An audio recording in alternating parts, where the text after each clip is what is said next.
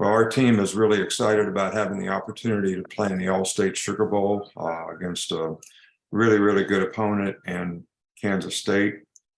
They've just come off a great win to, win their conference. And, Coach Chris Kleiman has done a fantastic job there with their team. And this is certainly going to be a challenging game for us. They play great on defense. They've got two really good quarterbacks. They've got a really great running back, and there's a lot of diversity in what they do. They're a very well coached team. So, our team needs to bounce back and show that they're excited about the opportunity that we have to play against a top-notch team who's a conference champion.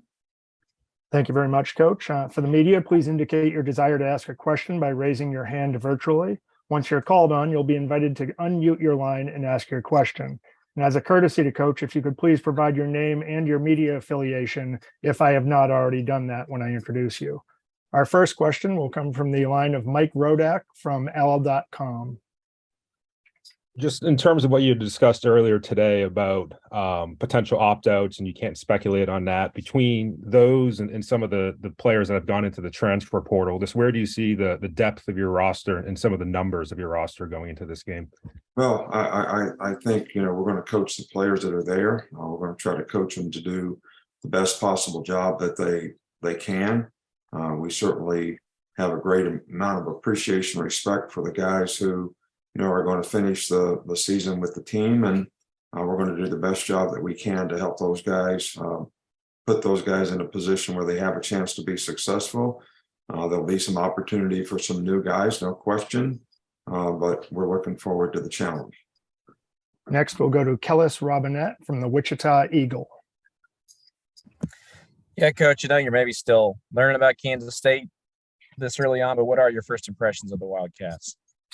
Well, we really haven't had an opportunity to look at them at this point. Didn't have an opportunity to watch the game yesterday, although that was an outstanding victory for them.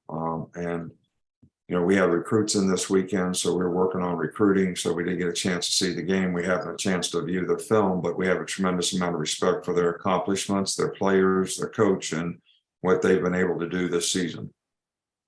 We'll now go to Stephen Smith from Touchdown Alabama magazine.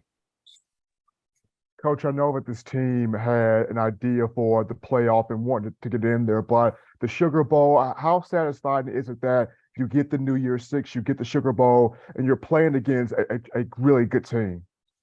Well, obviously there's going to be some disappointment that we didn't get in the playoffs, but, we sort of, had a season that was a little bit up and down for us. We finished strong. Hopefully we can do a great job of embracing the challenge that we have playing in a classic to me when you're talking about the Sugar Bowl and how exciting it is to be a part of it. And that our players will embrace that and want to go do a great job of sort of having the opportunity to prove, who they are as a team. We'll next go to Max Cohen from WAAY TV. Coach, obviously you were campaigning pretty hard for the guys to make the playoffs. And obviously, as you just mentioned, the Sugar Bowl is still very prestigious. How much do you guys view this as an opportunity to really cap off what's been a great season, even though it's not the way you guys hoped it would be? Well, we're looking forward to it. It's exciting. It's a challenge for us to, sort of prove against a really, really good team, what kind of team we really are. And I think our players will be excited about the challenge. It's certainly an honor for us to be in the Sugar Bowl. We'll next go to Tim Everson from the Manhattan Mercury.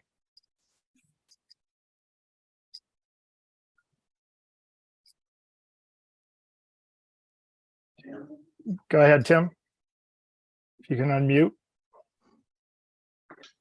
Can you guys hear me? Sorry. Yes. There we go.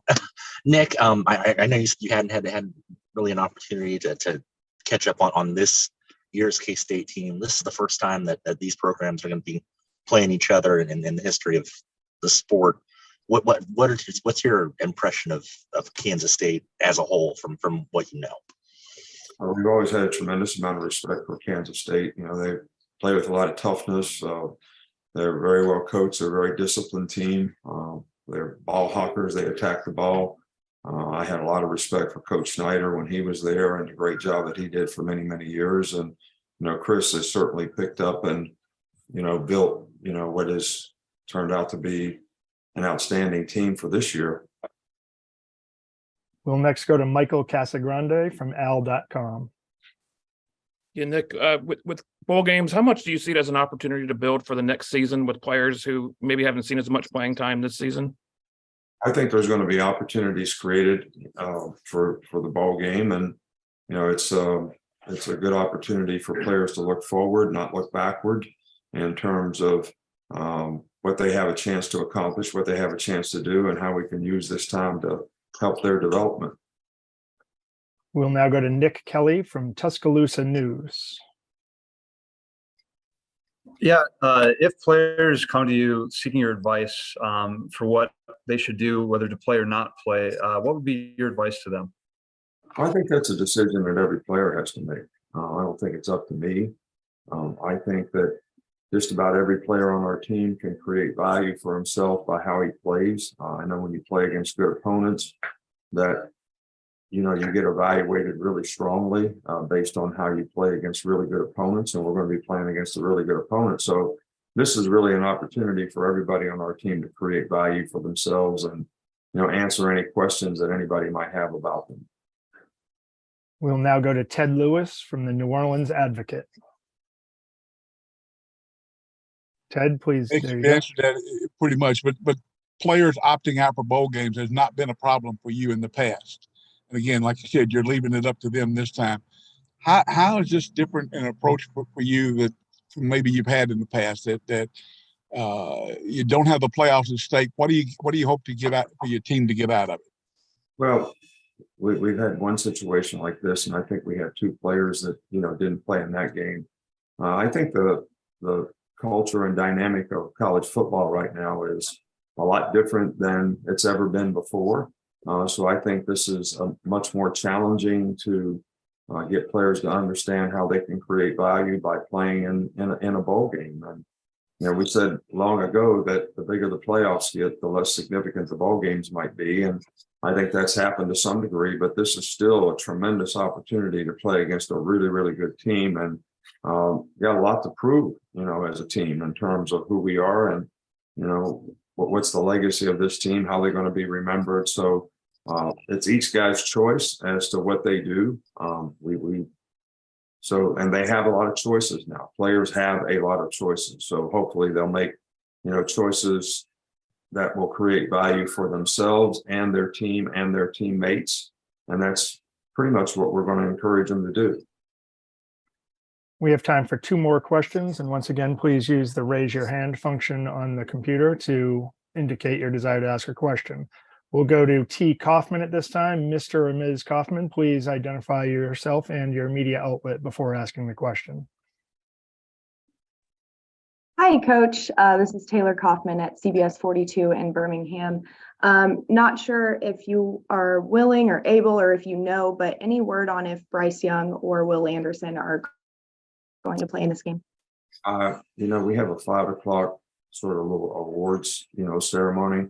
Haven't had the opportunity to talk to either one of those guys yet. They participated in the workouts that we had last week, and we'll get an opportunity to talk to them at some point in time, this week. And Coach, our final question will come from Matt Trecanelli from Herb FM Sports. My apologies. Go ahead, Matt. Try now. Unmute. There you go. Okay, thank you. Yes, Coach. So just talk about how the season has progressed, and just what kind of things have you noticed with the weaknesses, and how you can use that to turn those into strengths in this bowl game, given that you got a really powerful Kansas State team that you guys are going to be playing against. Right. Well, I think every adversity creates an opportunity, and I certainly think that we had some adversity, throughout the season. I think it started when Bryce got hurt at Arkansas and didn't play in the A&M game and was not probably full strength for the next month, of the season. And, we didn't make the progress that we would have liked to made during that time. But we lost two really tough games on the last play of the game in both instances. And, we had opportunities in both of those games and weren't able to take advantage of it. I think our team learned a lot, from that. And I thought we played, well as a team in the last 3 games. So hopefully we can continue to build on that. Thank you very much for your time, Coach. We really appreciate it. Look forward to seeing you down here in New Orleans in a couple of weeks. All right. Thank you. Appreciate you.